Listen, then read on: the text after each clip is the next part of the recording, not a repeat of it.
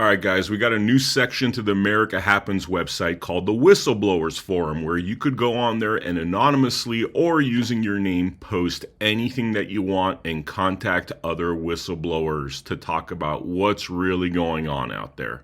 All right, guys, welcome to the latest episode of Blood Money. Today we have a very special guest. Again, today we have a whistleblower, and relating to one of our very, very favorite topics of late. This is about the Riverside County Sheriff's Department and Sheriff Chad Bianco and how things are really run in those neck of the woods. And as you all know, I was falsely accused of being a third assassin. And the more and more we dive into what is happening in the Riverside County Sheriff's Department, as you guys have seen on the Blood Money podcast across many episodes, the more we find out that perhaps everything is not quite so kosher over there. So, sir, how you doing? All right, yourself then? Good, good. Thank you. Thank you. So, just let's go right into it right now. You are tell us who you are as much as you're allowed to tell us, and then take us right into some of the things that you want to inform us about. Yeah, so I have been a employee with the sheriff's department, more specifically a deputy sheriff with Riverside County Sheriff's Department for a little over 20 years. And as a member of that department and with that kind of time on, you tend to experience things, see things, witness things, hear things that are verifiable that don't sit well with you. And I'm sure as I'm talking about these things, people are going to be shocked to hear some of these things and wonder, why hasn't this person spoken up yet, et cetera. Well, the problem is when you work in a department that has such deep-seated corruption and control over their employees, if you were to ever bump up against that system, you would likely find yourself unemployed or even worse, maybe charged with a crime that you're not guilty of. There's a whole system of things that they have access to that they use to intimidate these people in the department that, for all intents and purposes, just want to see the department doing good things for the public, seeing that we're financed by the public through taxes. So that's where I'm going to be talking about today, and I'm sure there's a lot of people that are going to be interested in this. What's interesting is that you talk about the retaliation being as bad as criminal charges, which is something that I've heard. I've actually read articles about. I can't remember the gentleman's name off the top of my head, but he was certainly claiming, and there seemed to be a lot of people supporting his claims, that they had falsely accused him of criminal things. And he was a former deputy in Riverside as well. So, something that we keep hearing about, but, keep going. Tell us, what happened. All right, so I'm going to take us back probably about 12 years back now. And now some people are going to say, well, what does this have to do with Chad Bianco? Well, he's been a member of this department for a long time, and he is aware of the type of corruption that has been going on, and he's refused to do anything about it. In fact, it's only gotten worse under his tenure. So going back about 12 years, there is a sheriff's investigator that is still employed with the sheriff's department. He's been around for about 25 years. This man's name is Adonis Glasper. Now, Adonis is unique in the sense that this man is married. He has about 5 or 6 children. You wouldn't know that if you worked with the guy. He tends to be very nefarious on duty. He has multiple affairs on duty. And mind you, now with recent passing of laws in the last couple of years, even if you have consensual sexual encounters on duty, that is a charge for sex or what they call rape under color of authority, even if it's with your significant other. Now, this person's case, Adonis Glasper, it's not ever with his significant other. He has been known as pretty much being a predator with a badge for his entirety of his career.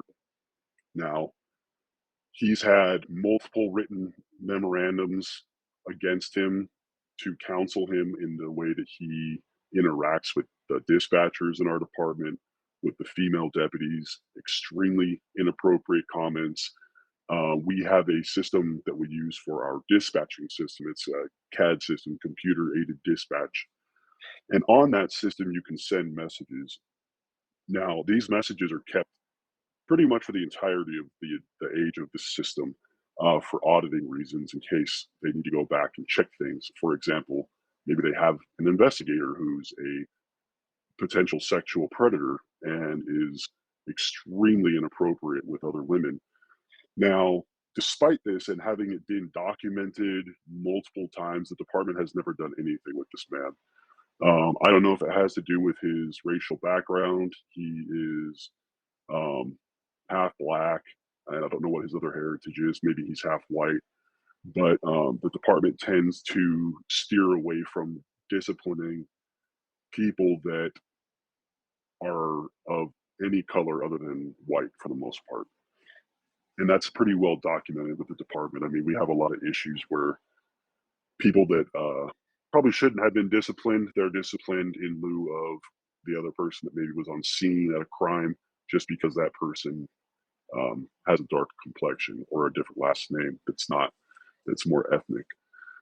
Now, to get back to Glasper, it doesn't only end with the fact that he has been an absolute menace towards the women in the department. And, I'm sure his wife is aware of these activities because this has been going on for a long time. But I used to work graveyard with this guy, working the night shift. And, you tend to sit next to these guys in your units and they start talking, people get tired at 2 or 3 in the morning. They start wanting to talk about their personal life or what have you.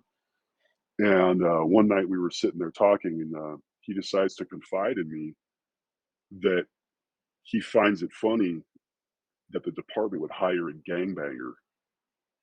And I thought he was alluding to somebody else. And I'm like, well, what do you mean by that? And so this guy grew up in the Midwest area of the country. I don't know which state exactly, but he tells me to my face that he used to be a member of the Latin Kings gang. Now, one of the automatic disqualifiers for being in law enforcement is if you've ever had any gang ties. Usually, a gang association is enough to have you disqualified. But the fact that this guy is admitting that he was a gang banger, potentially a member of the Latin Kings, that's a huge red flag. So naturally, I kind of scoffed it off and laughed, and I said, "Well, I don't think that's real. I mean, how did you pass a background check if you was some member of a gang?" And he just kind of laughed about it with his usual snide attitude and said, "Man, this department doesn't even know everything that you fucking did when you were a kid." So that's a huge red flag. So being that I thought maybe he was just kind of joshing around, trying to sound cool for the evening or something, I asked him to go further into that, and he was like, "No, man." He goes, I'm being 100% honest with you." He goes, um, I got caught up in a drug house one time with his gang, and his specific role with this gang when he was a youngster was if they had received word from the people that were lookouts on the street, he was to gather all of the firearms in his house and then run out the back into the alleyway. So naturally, trap houses like that, they get hit by the police all the time. This actually happened, and he was caught by law enforcement when he was going out the back door. He said that he was giving him an opportunity or a chance to try to somewhat correct his life. And he was told that he needed to join a Marine Corps or potentially go to jail for some very serious crimes. Now, ultimately, it sounds like he chose the route of the Marine Corps because he's a veteran now and he received some abnormal amount of money claiming that he has all types of ailments, but yet he's still employed as a deputy sheriff investigator, which requires you to be in somewhat good physical condition. Additionally, going back to this time frame, when I used to work graveyard with him, there was an evening where one of my beat partners called me very concerned and said, "Hey, man, my patrol car was having issues. I had to go turn it in."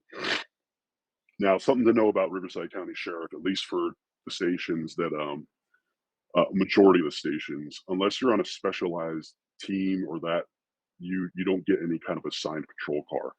The way it works is you show up, there's a list of cars, there's keys hanging in a room, you grab what you can, and then you go out for the day. But you have to write down in this log which unit you're using. And they do that for reasons, say there's evidence found or you leave something behind of your own that you can get back to that person.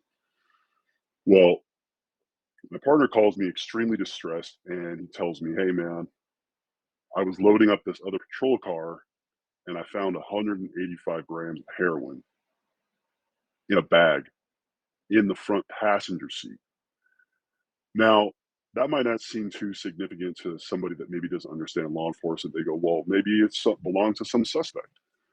Well, anytime an arrest is made, especially something of that caliber, back in this time frame, possession of methamphetamine and heroin was still a felony. So possession of that much heroin would be possession for the intent to sell that heroin.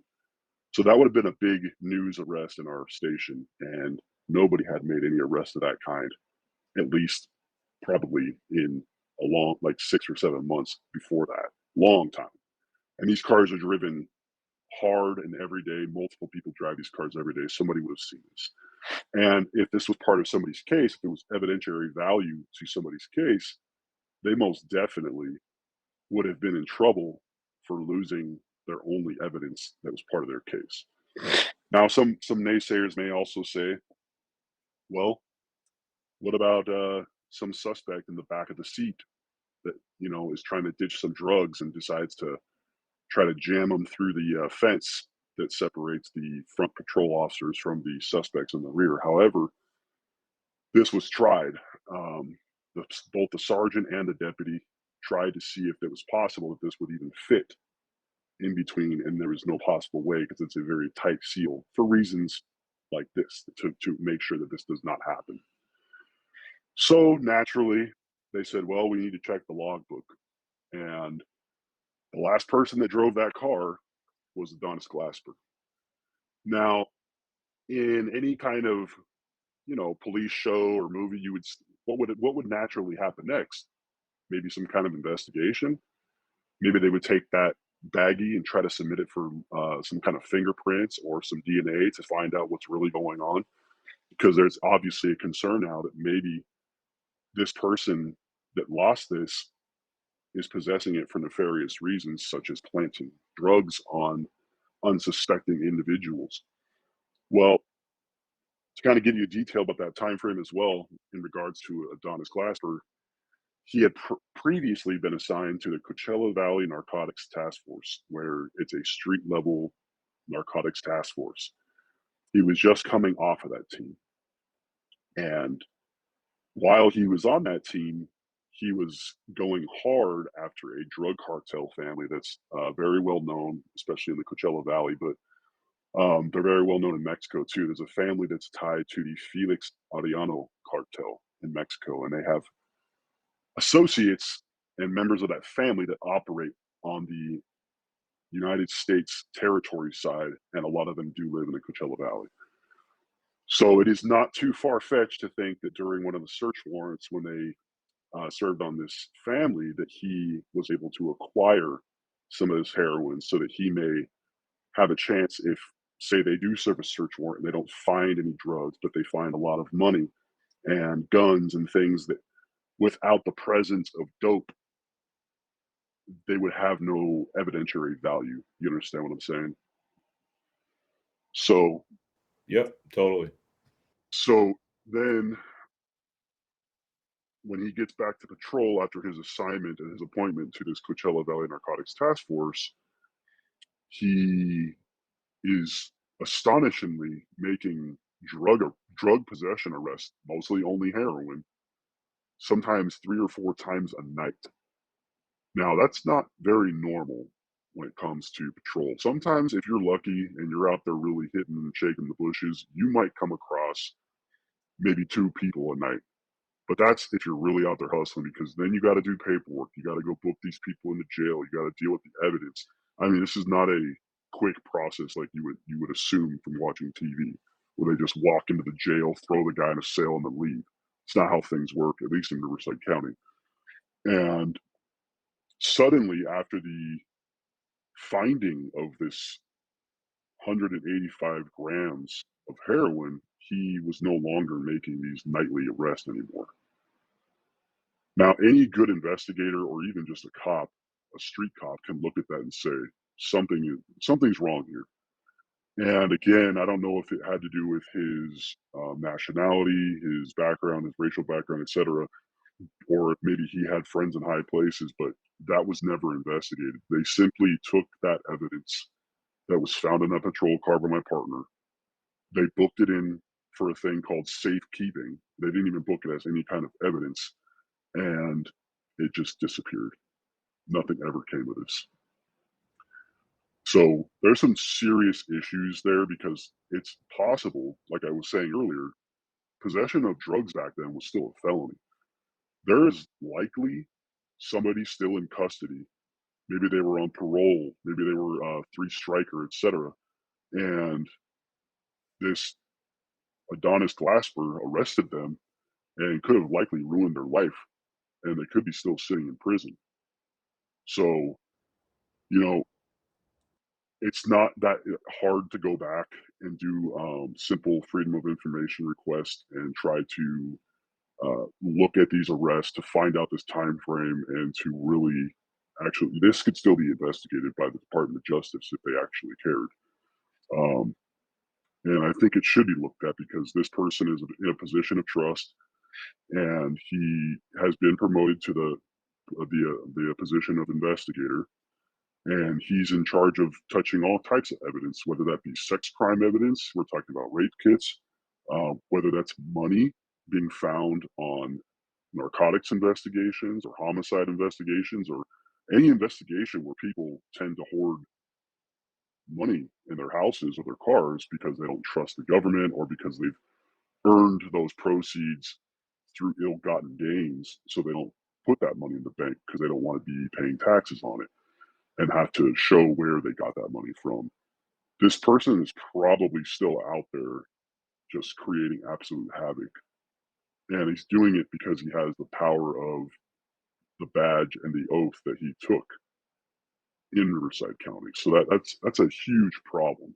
And I really do hope that somebody that listens to this, maybe somebody that works for DOJ that is concerned with these allegations, takes the time to actually look into this, because this person does not deserve to be walking free if they're out there planting drugs on people.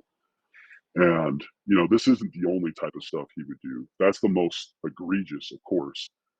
But, there was multiple times where I would pull up to his traffic stops at 2 or 3 in the morning. And just a natural conversation you have with your beat partners when you're doing this kind of stuff on a daily basis, and you're doing, 20, 30 traffic stops a night, is when you go up to back them up, you'll ask them, "Oh, hey man, what do you got? Like, is it DUI? Is it drugs, guns, gangs? What do you have going on here? And why did you stop the car?" Because you want to be able to, if you're going to end up having to write some kind of supplemental report, you need to have the same information that they have, so that you can make sure that your report is reflecting the truth. Well, he would oftentimes say he didn't have anything yet, meaning he had no probable cause to stop these cars, but that he would eventually find something. Again, these are types of arrests that, there's when you talk about law, there's the fruit of the poisonous tree. And there are likely hundreds of arrests that have resulted from Adonis Glasper that are a fruit of a poisonous tree, meaning these people, anything found at the offset of these traffic stops, would be thrown out because they were found illegally. because he's just out there pulling people over, hoping for the best and hoping that he can find probable cause after the fact, which is completely against the law. So, you know, he's definitely a problem, and I'm hoping that in the near future that there's going to be some kind of resolve as it comes to this, because I guarantee you, if that's one person that I worked with and that I came across in my career, then there's definitely more. And, you know, for people that take an oath, that wear that badge, that need to be trusted by the public, this guy has completely abandoned his oath and given up on providing a service that he's entitled to give to the public. So, do you have any questions about any of that as far as it relates to this man? Yeah, I mean, which station and department does this individual work in? So, he spent most of his career in what we call the East End of the county. So, we used to have a station in Indio. That station has now changed to the thermal station. And that's the same station that was tasked primarily with dealing with the Coachella venue where you were falsely arrested and accused. And he also spent time at the Palm Desert station and then different team assignments. Like I was telling you, he worked on a narcotics team. He worked on a station level team in the city of La Quinta. So, you know, he's been around a while, and he's had a lot of access to different members of the public in all different facets. And now I believe he's still assigned to the thermal station as a investigator. And like I said, the investigators, depending on when you're on call and who's assigned to be on call, he could be handling any level of investigation. That could be child molestation, that could be rapes, that could be robberies, that could be homicides, anything that requires a little bit more experience and expertise, where the on-duty sergeant will decide, hey, you know what, we should get an investigator out here. He can have access to all of these cases, which means it's likely that he has been near cases that have just completely tainted evidence and very poor judgment on his behalf, which could destroy cases and potentially ruin victims' lives if they do investigate him, determine that he is a completely corrupt individual who should not be wearing a badge. That could definitely ruin some cases, because any suspect in custody could look at that and say, well, I want my case looked at. Why is this man out here planting drugs? Why is this man out here sexually harassing women? And now he's the lead investigator on this sex crime case. What makes him the foremost responsible person to investigate something like that when he's out here doing nefarious duties on, actions on duty? And it's been reported multiple times that he's had sex with multiple women while he's been on duty. So it's definitely a problem, and you know he needs to be looked at seriously, though, like a serious inquiry from an agency that oversees local law enforcement. Wow, like so okay, this is in thermal station. All this definitely strikes a chord because it's see, I never knew this sort of thing existed. This idea of arresting somebody and then trying to figure out a crime or frame that person after you've already arrested him. But that's very much what was happening with me and this whole third assassin nonsense that Bianco and his deputy Coronado tried to make up. Then once I start putting the word out there that we're doing a deeper dive into who this Bianco is, because word starts getting to me that he is a very bad sheriff that uses his badge under the color of law and does all sorts of corrupt things. A lot of people start coming forward and giving us further information of this sort of thing happening. So this sort and you know, we're talking about thermal station where I wasn't even allowed to make my one phone call after I was unlawfully arrested, and that's a whole different story. On October 12th. So this seems like a normal thing that's happening there. I mean, tell me a little bit more about that. Yeah, so luckily for most of my career, I didn't really see much um, corruption going around as far as that. This guy was he stood out like a sore thumb because his actions were so obvious, and the things that he would say just were really bad. I mean, to the point where when you hear this stuff, you kind of take a step back and go, "Wow, like why are you bragging about being a gangbanger in your previous life?"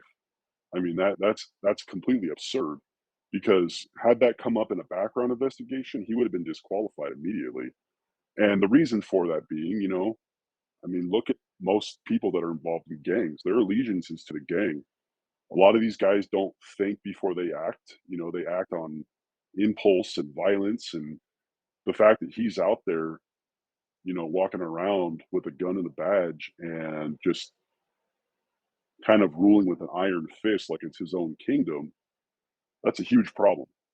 And I know for a fact that there's other people out there. The problem is, having people come forward like I'm doing now to really help expose this stuff and to try to actually clean up the ranks from within from the sheriff's department. The problem is we have a huge problem with I wouldn't necessarily call well, it is a problem with DEI, diversity, equity, and inclusion, but even outside of just saying DEI, I'm talking about specifically related to when people don't have a last name that's Smith, for example, or Miller in your case.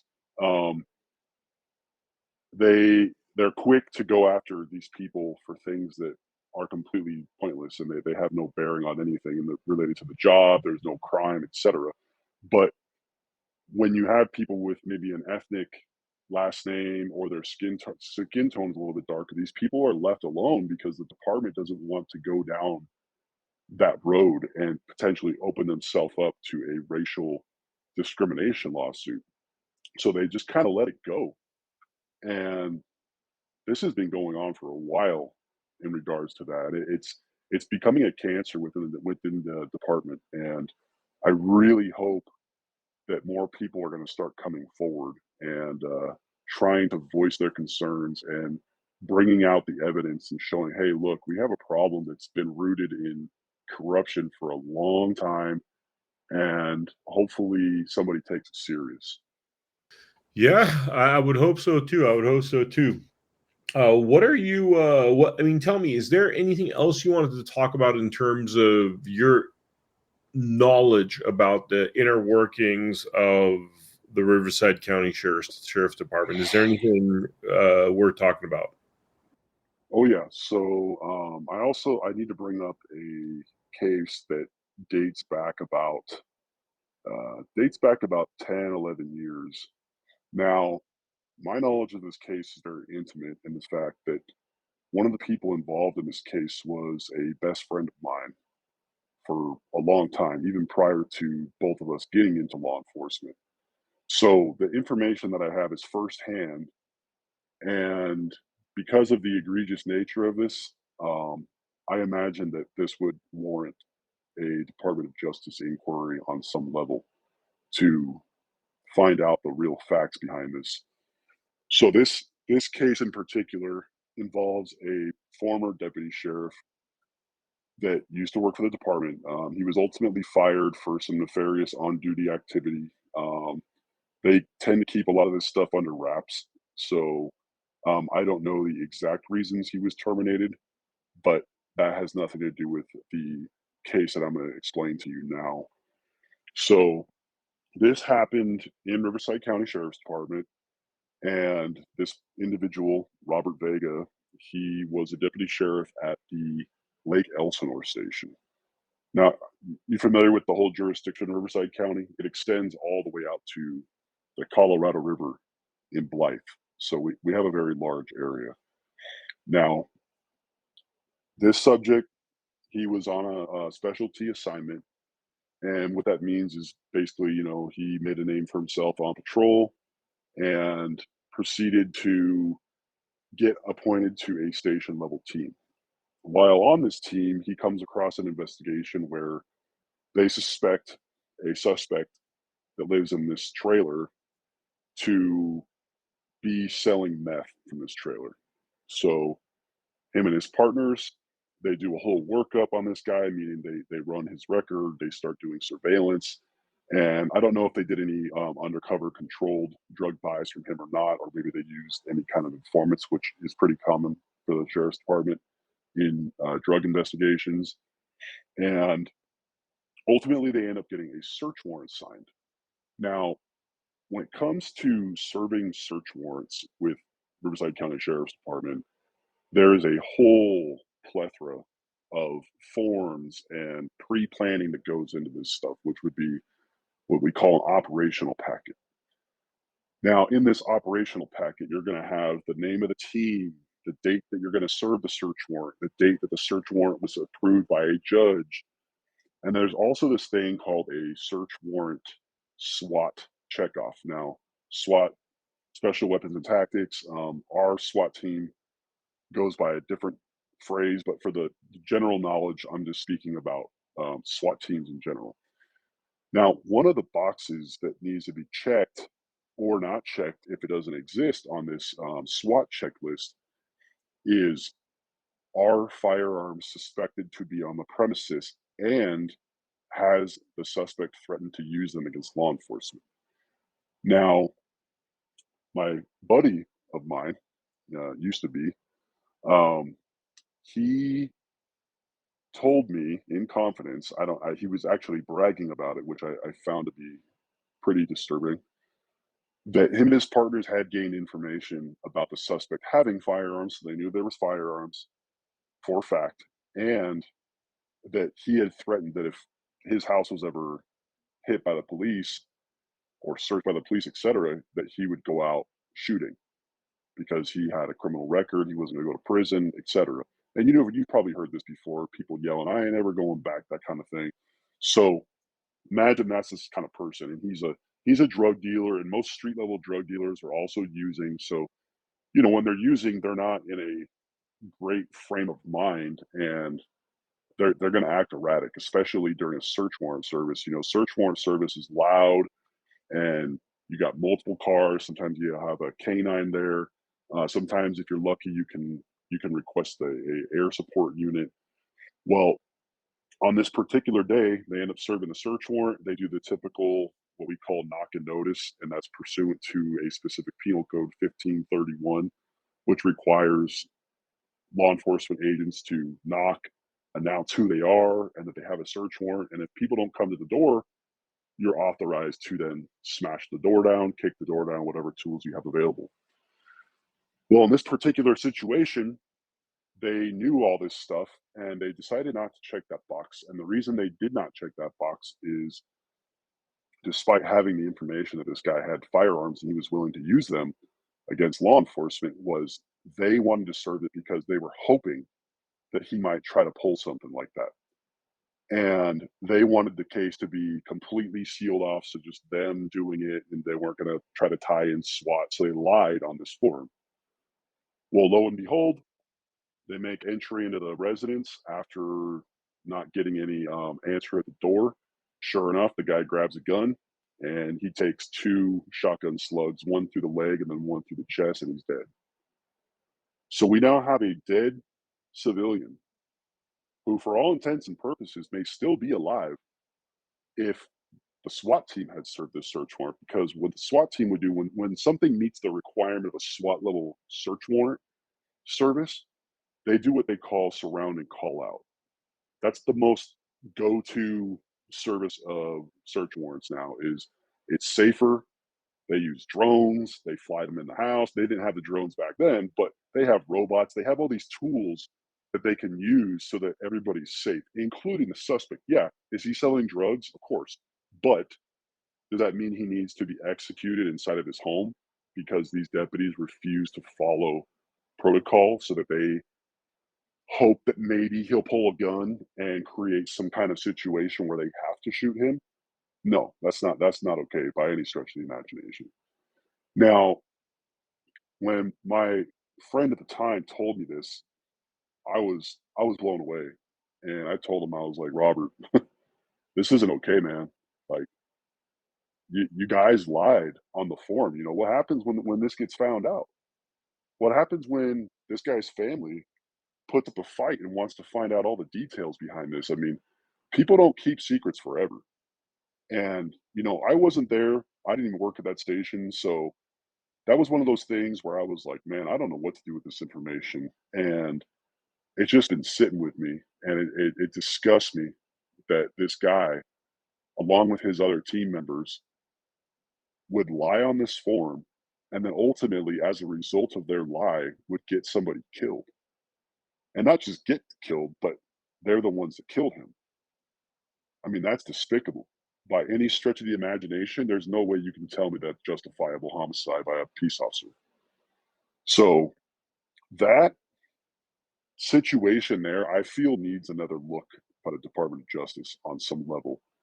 Because if it's true, because I guarantee you at this point, nobody that knows the truth about that situation would have any allegiance to any of those guys still. And maybe they've moved on in their life, they're no longer in law enforcement, et cetera. But this information is all easy to find. You know, you do a FOIA request for a specific incident where a member of the community was killed by law enforcement, you're going to get all the names of these people, and they'll be easy to find because I'm sure probably half or more of them are probably still in law enforcement. But this is some deep-seated issues. The fact that this person, Robert Vega, and the other team members assigned to this team felt that they could even do this and get away with it, that speaks to the level of corruption that is going on in the department where people feel like there's no accountability. I mean, to just blatantly lie on a document, and the reason that they have all these documents is in the instance that something does happen, say a shooting, an Oscar involved shooting, like which occurred on this case where somebody died, you know, that all becomes court record. So now these forms are part of a court record. They don't have the proper box checked because these guys lied, and a man lost his life because of that. And obviously, I'm not defending drug dealers whatsoever, but I have arrested more than my fair share of drug dealers in my career, and I've never hoped that they would grab a gun so that I could execute them in their home. You tracking where I'm at on that? 100%. Yeah, I mean, that's pretty much they were hoping to execute the guy. Exactly. And they did. You know, that person, you know, as they say, dead men tell no tales. So, of course, this guy can't tell his side of the story. And, you know, my my old friend of mine, the one that was involved in this, Robert Vega, you know, he justified it to me, not just through the fact that they wanted to do it, etc. He said, well, you know, when the investigators searched his property, they found some freshly moved dirt in his backyard. And when they checked that area and they dug it up, they found a tin can or some kind of container that had I think it was locks of women's hair and possibly panties in there. So in his mind, he's like, "Oh, we got rid of a possible rapist, pedophile, maybe serial killer, etc." I mean, they don't know. They never did really much deep digging on what those pieces of evidence were or who they belonged to. But in his mind, he was trying to justify it to me when he told me this because I was giving him pushback, like, "Dude, this is not okay, man." And he was like, "Well, you know, they found this in his backyard. Like, we probably did society a favor." Maybe. But what if these people were really victims? What if maybe actually interviewing this guy and having him in custody and getting blood samples from this guy, etc., would have opened up some cases and would have given some victims some closure or some families of victims. What if this guy was killing people? What if he was out there raping women. That he was so blinded by trying to justify his reasons for what he did that he can't even see the fact that if this guy was alive, that first of all, he wouldn't have been murdered for no reason. But second of all, they could have potentially identified some victims and actually helped some people, which is what law enforcement is supposed to do. We're supposed to provide a service to people that have been victimized.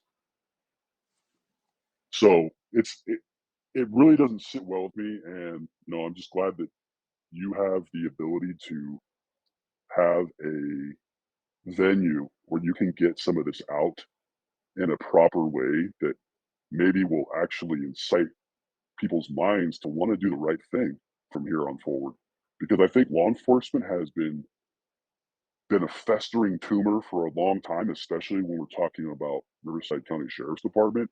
And nobody is willing to do the right thing and stand up and actually voice the concerns and the illegal activities that are going on. So yeah, I mean, it's it's a lot, I know, but I think it needs to get out there. Really crazy revelations and stuff. Is there anything? I mean, is there anything else you wanted to talk about that you want to Yeah, explore? so now that we're done talking about some historical information that speaks to the corruption and the just the filth that is spreading far and wide within the department. Um, we can talk about the poor decision making and the poor choices that have come directly from Sheriff Chad Bianco and the people that he has chosen to promote. Now, I would like to start with the subject. This man is Sergeant William Feebig. Now, Sergeant William Feebig is a mess. He's a nice enough guy, but he's not all that intelligent. He is an alcoholic, a very bad alcoholic, actually. And he has risen to the rank of sergeant within the Riverside County Sheriff's Department, which he was promoted to under the tenure of Chad Bianco. Now, this is going to speak to the decision making of Chad Bianco because certain things should not be allowed to go unnoticed or to continue when you're given a position of power, let alone as a law enforcement officer, but also when you're a supervisor. Now, Sergeant William Feebig, he's a sergeant with the Sheriff's Department, and prior to that, he was a member of the Secret Service. You know them, the ones who failed Trump on July 13th. So he was a member of the United States Secret Service, and ultimately he fell in love with a woman that he met while on a detail that this woman worked for our department, Riverside County Sheriff's Department. Her name is Kobe Webb. And ultimately, he decided to hang up his hat as a United States Secret Service agent and lateral his law enforcement experience over to Riverside County Sheriff's Department, probably about, let's say, 18, 20 years ago. Now, he was promoted by Chad Bianco himself, and it just goes to show the kind of people that he's willing to promote. So this guy, after he got promoted, he was a sergeant for several years, and he got arrested for driving under the influence of alcohol. Now, one of the things they do in our agency is when you get into a DUI, there's things they can do. They could demote you if you have rank. They could fire you because you committed a crime, especially if you're found guilty of that crime. Because again, everybody's innocent until proven guilty, correct? So um, instead, he was not demoted, he was not fired, etc. When he was found guilty of his DUI, he was reassigned to the courthouse in the Indio area, which is out there by the Coachella Valley, where your erroneous arrest took place. Now, while he was there, he became a problem. He was constantly sexually harassing the females there. This guy's a little over 50. He has no children. He has a child that he doesn't see, but as far as what he says, he doesn't have any children. Um, he just kind of lives his life however the hell he wants, and he'll send inappropriate text messages to the females that work for him, which is against policy because technically the way our policy spells things out, you're not supposed to be fraternizing with your subordinates, and you sure as hell should not be trying to have sex with them or elicit uh, nude pictures of them. But some people don't seem to care about the rules. So while assigned to this courthouse, um, I ended up getting assigned to this courthouse at some point, and we became friends. And what I mean by friends is this guy had the same kind of outlook on the department as I have, which is that there's problems within it and that the leadership is terrible, but he doesn't want to leave because he just wants to keep collecting that paycheck every 2 weeks. Well, during this time, he would drunk text me all the time at night and after work. And he would just be talking all kinds of shit about the administration and the poor decisions and who they promoted to the chief deputies within the department and just going on and on. And, he has a real problem with female law enforcement to the point where he was constantly voicing, these fucking women, they don't deserve their positions, etc., and just on and on and on. So one of the people that he starts texting me about is one of the chief deputies that was promoted to chief, or rather appointed, because they're an appointed official. Anybody in the administration level that we call the second floor, which is chief deputies, assistant sheriffs, under sheriff, and the sheriff. Now, the one he was texting me about a lot was one. Her name is Misty Reynolds, and Misty Reynolds is her own piece of work. She's had when she was a sergeant, she had sex with multiple subordinates of hers on duty. Everybody knows about it. It was exposed online years ago when Chad Bianco was running for sheriff. And it wasn't because her and Chad actually got along. She actually doesn't like Chad Bianco. That was a very well known fact. However, regardless of that, he still appointed her to a chief deputy position. I think it's more of a keep your enemies closer kind of a thing because they both do not respect each other at all. So while she had been promoted, Feebig is confiding in me one night through text message, and he's talking about how he wishes that somebody would feed her into a wood chipper. I mean, this guy is in a position of trust within the department. He's a supervisor, and at the time, I was his subordinate, and he's over here telling me that he wishes that somebody would shove a chief deputy into a wood chipper simply because he probably feels that she's inferior to him and that he should have that position, etc. It didn't stop there. He went on to talk about a now retired assistant sheriff, Jimenez, that he wanted to physically assault what he says, I think, was to box him. But, he would go on and on and on about this stuff all the time. And then he even decided to bring up his ex-wife because he is no longer with that woman that I told you about, Kobe Webb, that has since retired from the department. I believe she retired at the rank of captain. So while they were married, he refers to her as the crippled bitch in his text messages, and I'll explain that. So while they were married, they had gone on a family vacation and they got into a very bad car wreck in Bend, Oregon. And when that happened, she sustained some severe injuries to her body to the point where she could not really walk that well anymore. Now, normally, in most normal circumstances, someone that is injured to that level that can't even walk without the assistance of a walker or a cane, they would receive a medical retirement just because they're no longer able to do their duties. Even all the way up to the rank of the sheriff.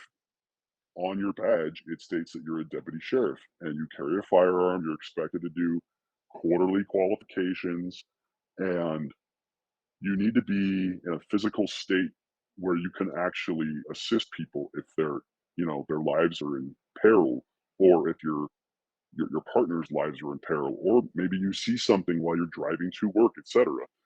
Well, instead of her receiving any kind of medical retirement, the department decided to promote her several times. Now, you have to wonder, how does somebody who has to walk with a cane and a walker,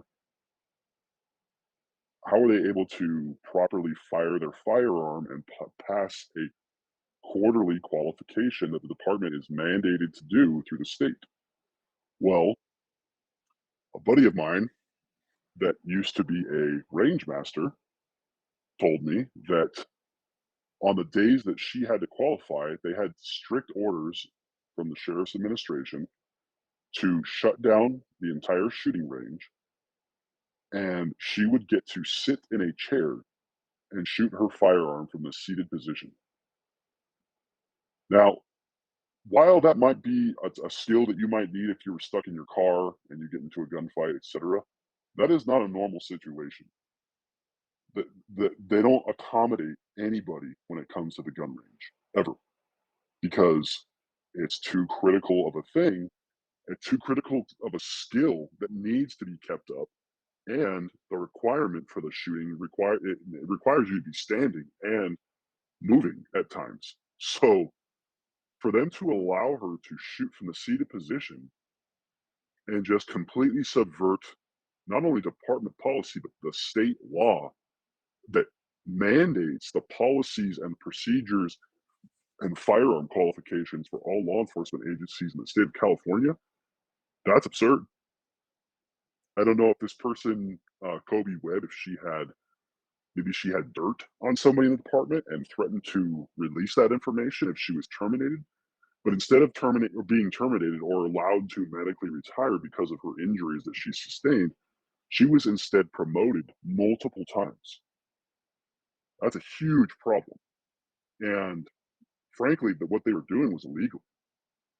And nobody seemed to care because everybody knew, this goes back to my opening statement with you. If you speak up against the regime and anything that they deem to be appropriate or what they consider to be the norm, because they've now subverted policy and state law to fit their narrative at the time, you will be the one that gets in trouble. You will be the one that's standing in the unemployment line or facing some kind of financial discipline through the department.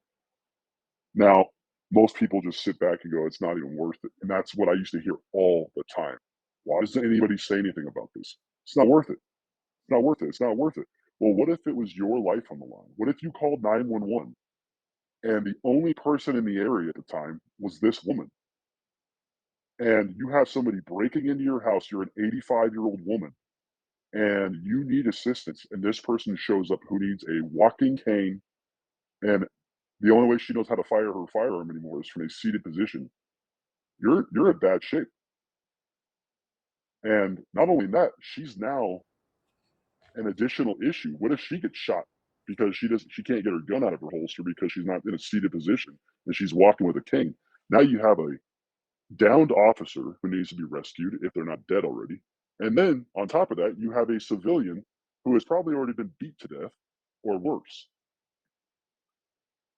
So there's some serious issues that need to be addressed within this department. And I guarantee you this kind of stuff is still going on because nothing has changed. It's only gotten worse. So from there, we go on to a person I mentioned earlier, that Misty Reynolds. Now, Misty Reynolds is a chief deputy with the Riverside County Sheriff's Department. Once again, she was appointed by Chad Bianco himself. Now, Misty Reynolds was never known to be a good law enforcement officer, meaning that she wasn't good at her job. She is Hispanic, despite her married last name. She's no longer married, but her last name with Reynolds is not her real last name or her maiden name. And about 10 years ago, she was diagnosed with multiple sclerosis. Now, if you know anybody that has multiple sclerosis, or you know about the symptoms and the things that it can cause, body tremors, weakness, fainting, etc., again, this is somebody that should have received some type of medical retirement so they could move on with their life and focus on their medical condition. However, instead, she has been promoted again multiple times since this diagnosis. I believe when she was diagnosed, she was a lieutenant within the department. She is now a captain, or she was promoted to captain, and now she's been appointed to chief deputy. Now, she still has to carry a firearm. She still has to go do qualifications. Well, what if she were to have a accidental discharge because of her, her illness that she has, the multiple sclerosis? I mean, these are things that should concern every member of the public, and not just the public, but also the other law enforcement agents that work around her, because she should not be in a position where she's carrying a firearm. It's absolutely absurd, and it's, quite frankly, it's dangerous, and it's completely negligent that the sheriff is fully aware of her medical condition and refuses to have her resign or to just allow her to medically retire at this point. But she wants to keep collecting that massive paycheck because these chief deputies, they're making 180, $200,000 a year. I mean, they're not hurting. So for her to be still receiving a paycheck when I guarantee you she probably isn't doing a normal qualification. I don't know that for a fact, but the fact is she has a pretty severe medical condition, and at some point somebody has to probably say, "Hey, look, we need to accommodate this, or you need to go." So it's again another accommodation made, because I believe the reason why Chad Bianco even promoted this woman in the first place was not due to merit. In fact, when she was the captain over the thermal sheriff station, that was the timeline when Chad Bianco won his election. And at the onset of him winning the election, she had a knee-jerk reaction, and she sent a email to the entire thermal station, which is very bizarre because normally they just do that for specific things. And this was an emotional email. And it started off with, "Well, now that I'm never getting promoted to chief, I guess I'm stuck here with you guys." Like, she was pissed, completely unprofessional. It's not what you do. You don't do that in a open forum like that where every single person, I mean, clerical staff, evidence text, people that don't need to be seeing this shit. This is an email you would send to a friend, or somebody that is a confidant that's close to you in the department. Maybe, but even then, I would use my personal email, not my work email that everything is tracked on. And she blasted this out to everybody, just bitching and complaining about the fact that Chad Bianca won, and every time he changed any little policy, she would bitch about it. Whether it was good for the deputies or not, she would just come into the briefing room and start bitching about it to everybody. It's completely unprofessional. However, despite her very vocal opposition to everything and anything related to Chad Bianco, he still promoted her. And now that she is on the second floor as a chief, she's an at-will employee. He could get rid of her at any day now, and everybody knows that when you get appointed to a chief deputy or higher position, you could be let go without cause any day. You no longer have union protections. Yet she's still there. So that's a big problem. Then we're going to move on now to another chief deputy. Now, this guy, this guy is Kenneth Reichel. He's a chief deputy who was appointed again by Tad Bianco under his tenure. And it's interesting, actually, the history behind how they became friends. So, years ago, this now chief deputy was a sergeant that was in charge of a task force that was tasked with doing a gang injunction in the city of Coachella. So, I won't get too much into how that stuff works, but a gang injunction essentially is they basically make it impossible for gang members to wear their gang colors, fly any kind of gang stuff. in the city. If they're caught together, they can be arrested. It's actually a complete waste of money. And there's studies and plenty of documentation that shows that it's a waste of money. They spent $2 million on this project actually, and all for nothing because the gangs are more rampant than ever. So it did nothing.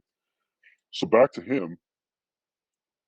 Back when he was running this team, he's been friends with high ups for a long time. His family goes way back in the Coachella Valley. They used to run a paramedic service out there before what is known now as American Medical Response (AMR) took over and pretty much took all of the paramedic services for the country under their wing.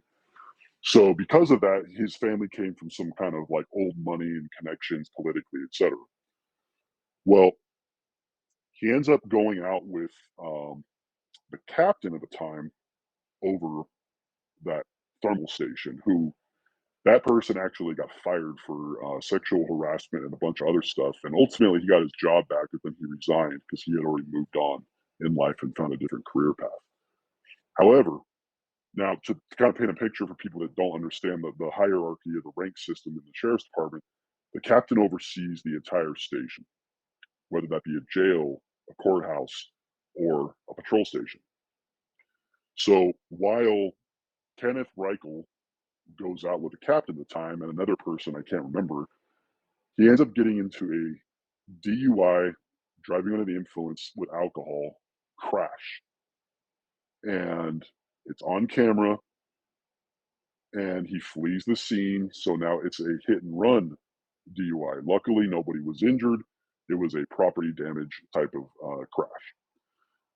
So they do their investigation. It happened in the city of Indio. Now the city of Indio has their own municipal police department, the Indio Police Department. They're not attached to the Riverside County Sheriff's Department. So naturally, they do a thorough investigation. They determine that it's a Sheriff's Department employee, and they start doing their investigation promptly, and they do it properly. They don't cut him any slack. He ends up getting in trouble, and at the time, they had a maximum what we call, back in the day with law enforcement, if you got in trouble, they used to do a thing called day. They used to call it days on the beach because you would basically get days off without pay. Well, now they don't like that because it's almost like you're being rewarded for getting in trouble. So what they do is they slash your pay, they say $20, $30 an hour for a certain period of time. So we get paid every 2 weeks. So sometimes you might get your pay docked for 4 pay periods, so 2 months. At the time, they had a maximum punishment ability at the time of like I believe it was 120 or 180 hours. That was the maximum they would do. And usually, if something was so egregious that it went past that, you were probably either going to be demoted or you would be fired from the sheriff's department. Well, again, because this guy has connections and he's friends with the right people, none of that happened. They actually created an entire new level of discipline scale and they made it a 360-hour hit for him, which equated out to 1 full year of docked pay. So he was still getting paid. He was just at a lower rate than his normal rate.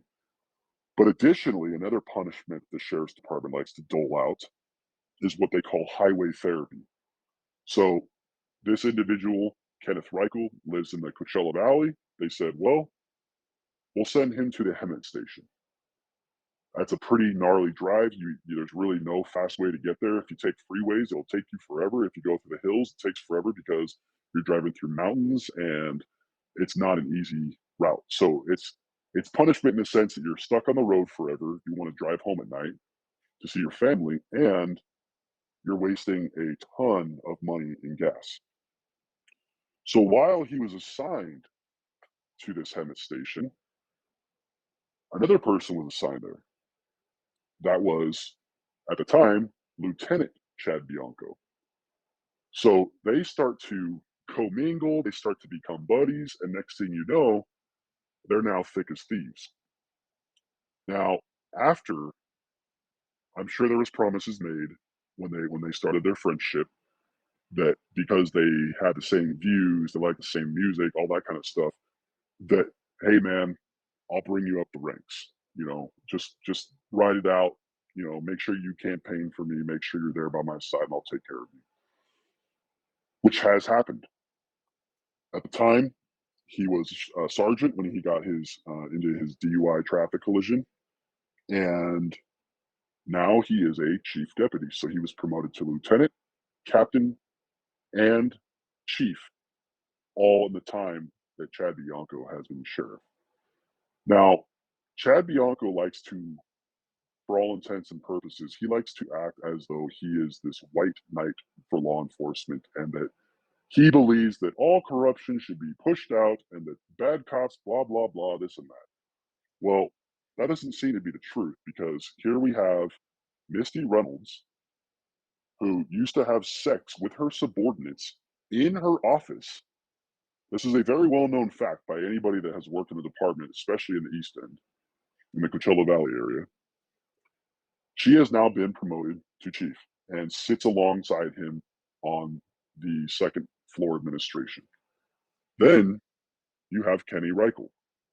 Kenny Reichel, again, while he may have been a good cop, he makes poor choices outside of his employment, getting into a DUI crash and leaving the scene, making it a hit and run crash, which is a misdemeanor unless somebody's injured, and also driving, under the influence, another misdemeanor. This man has now been promoted again and appointed to chief deputy alongside those ranks. Now, I can imagine that if the organization known as MAD, Mothers Against Drunk Driving, were to know about this, I don't think they would look kindly upon this, because the whole idea of MAD is that we work in conjunction, law enforcement. When deputies do, or deputies or sergeants, or whoever, whatever assignment you're in, let's say like a traffic cop, right, that rides a motorcycle, or sometimes we have traffic cops that don't ride motorcycles, that are in cars. They strive to be the number one deputy in the county. They have like this competition that if you get the most DUIs, sometimes it's at station level, sometimes it's department wide level, but they will give you this award from none other MAD, Mothers Against Drunk Driving. And it's their way of showing support for law enforcement, saying, hey, you guys are doing a great job. You did all these DUIs last year. You probably saved countless lives, et cetera, et cetera.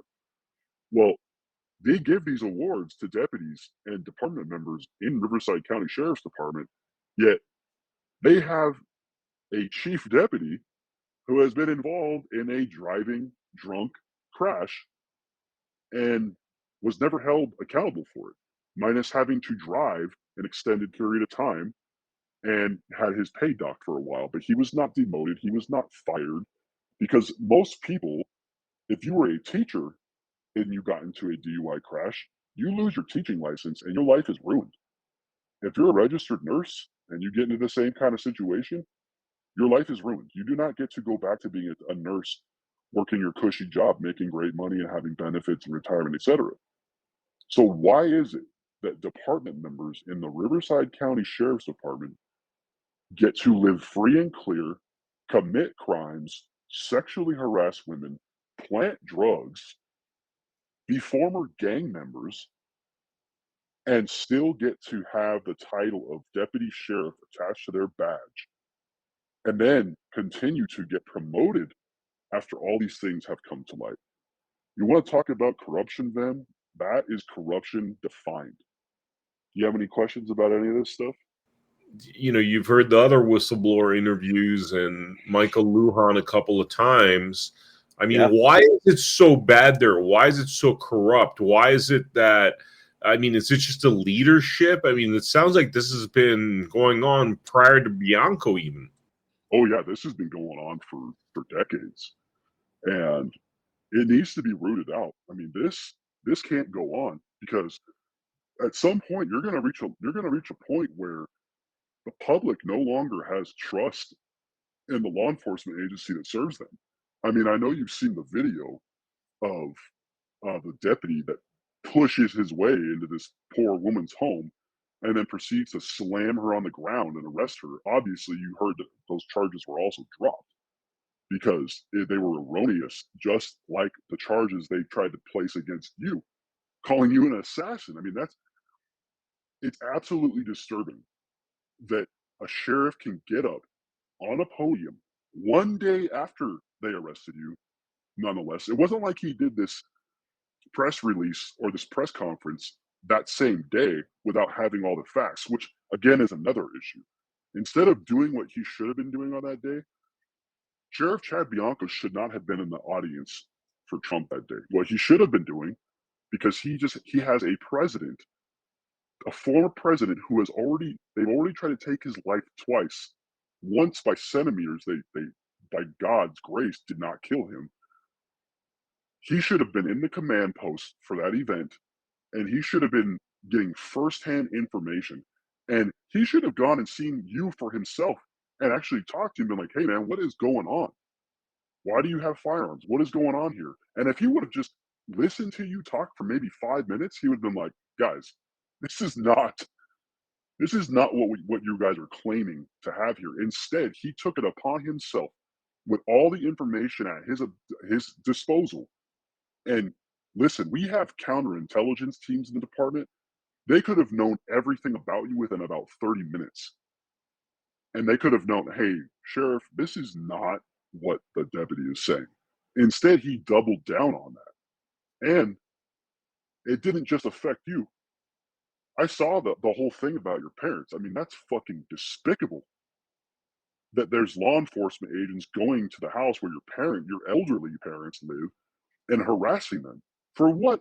What could they possibly have to say about a man who has created a business, who is out here trying to make America better any way that you can? Instead, he wanted to further his political agenda. I'm sure you now know, well, I know you know that he has aspirations and very large goals to try to run for governor. He'll never win, but the fact is, he has those goals, and I think and I know in my heart that the reason why he decided to make you this pawn in his big, large game of chess was so that he could appear to be this white knight for Donald Trump. And Donald Trump sees through bullshit quick. That's why he's cutting people left and right from his ranks all the time, because he sees things for what they are. He's not going to allow this snake to be in his administration. This guy would bring down that administration so quickly and so poorly that it would be one for the history books, because his entire career is just rooted in corruption. That's all he knows. That's all he has seen. And not only seen, he now puts it out there for the freaking community to see while he stands at a podium and tells blatant lies. I mean, watching that press conference was hard to stomach, man. And that's when I first started to reach out to you, because I was like, this man needs to know what he's up against. You don't deserve that. The guy that was executed for selling drugs in Lake Elsinore didn't deserve that. All these countless people that Adonis Glasper planted drugs on, they didn't deserve that. When does it stop? When is the Department of Justice going to get involved and do a deep dive on the corruption and the lack of accountability that has been going on for probably damn near 30, 40 years in this agency? And it's reached a point now where you, I think you get to the head of the snake when you have a elected official who has access to all of the possible intelligence agencies and um, different resources that law enforcement has, especially as the head sheriff, and he's willing to sit in front of all these networks and just lie his ass off. I mean, that's when you've reached a point of no return. I don't even know if Riverside County Sheriff Department is worth saving at this point. How do you fix this? You have to start from the top, and you have to weed everybody out, and you have to say, we have a new mandate. That mandate is that we do our job with integrity, we do it with honesty, and We serve the people. We stop self-serving ourselves, because that's what he did on that day where he damned you and your family to hell and blasting your name all over the fucking media because he wanted to further his agenda. It's all about him. And I'm sure you've already heard our motto, service above self. That changed when he took office. We never used to have a motto like that. He wanted that to be the motto. Well, he sure as hell isn't living up to his own motto that he's blasted on the side of every single patrol car. Every window of every station is service above self. Yet this man has done nothing but serve himself since he took office.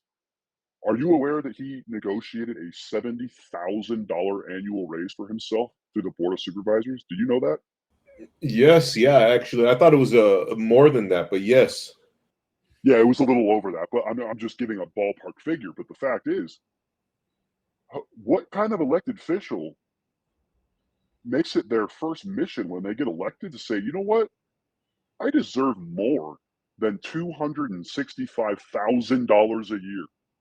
His salary is now almost on par with the president of the United States.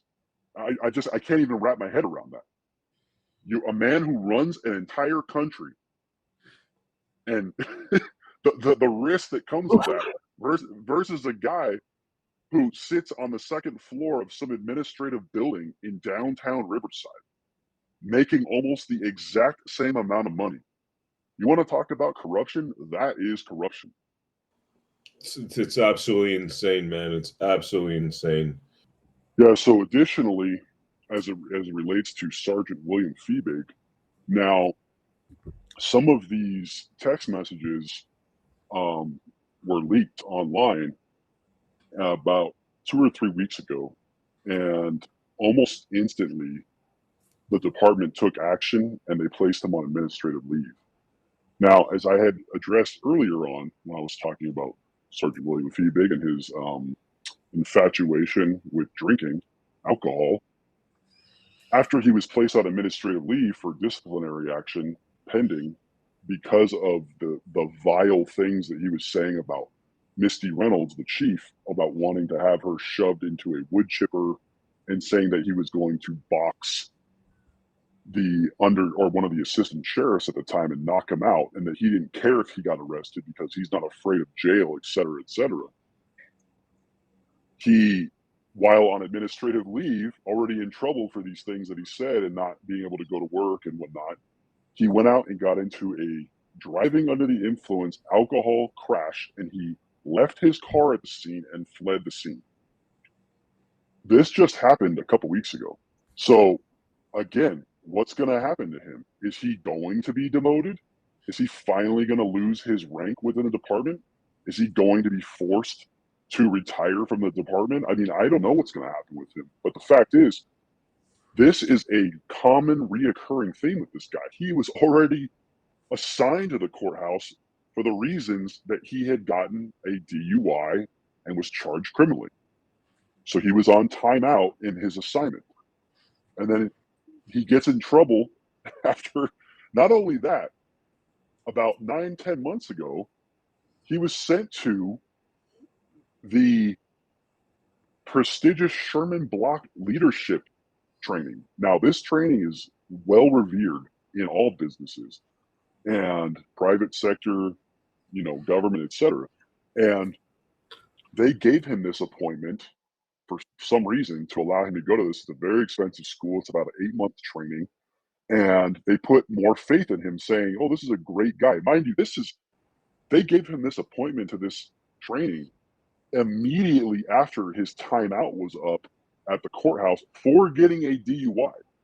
Now, I can't imagine the Mothers Against Drunk Driving, the MAD organization, will be glad to know that somebody who's out there risking the lives of innocent people because they're selfish and want to get drunk and drive around town is being treated as though he is some wonderful person and being sent to this amazing, prestigious training. But the best part about this training is when he graduated this training, the department will present you with a plaque or a certificate that they make a big deal about because it's this long training. Well, none other, who was the person that was presenting this award to him? None other than Misty Reynolds.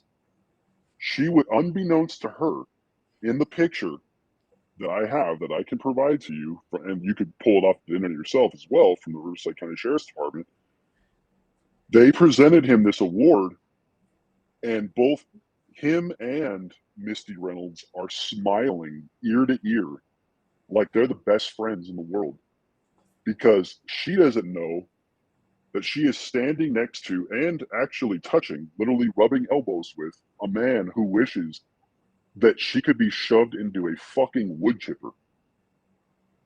That's how bad the problem is in this agency. That's why nothing gets done also, is because you have people that will look you in the eyes, they will smile, all the while they're hoping that you could be fed into a fucking wood chipper and murdered. That's how people act in this department. One minute you're talking with somebody, and the next minute they're rat fucking you behind your back, because how they really feel about you is that they wish you were dead. It's disgusting.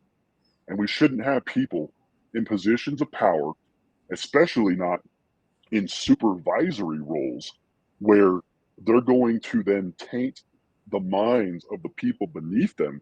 Because that's just me that I know about, where he was telling me these types of things in text messages. Imagine how many people he has told this to, where he feels this way. I mean, you're talking about a cancer that's just going to keep growing and growing and growing because he wants to address his personal insights about department members while he's hammered off duty. It's absolutely disgusting. I encourage, to anybody that is in the department that wants to come forward and maybe needs to feel a little bit of courage, or get some kind of pep talk, or direction on what to talk about or where to go. Obviously I'm maintaining my confidentiality through this podcast, but as I've told you before, feel free to when people reach out to you, give them my name. Allow them to reach out to me, because I want to see this go as far as possible.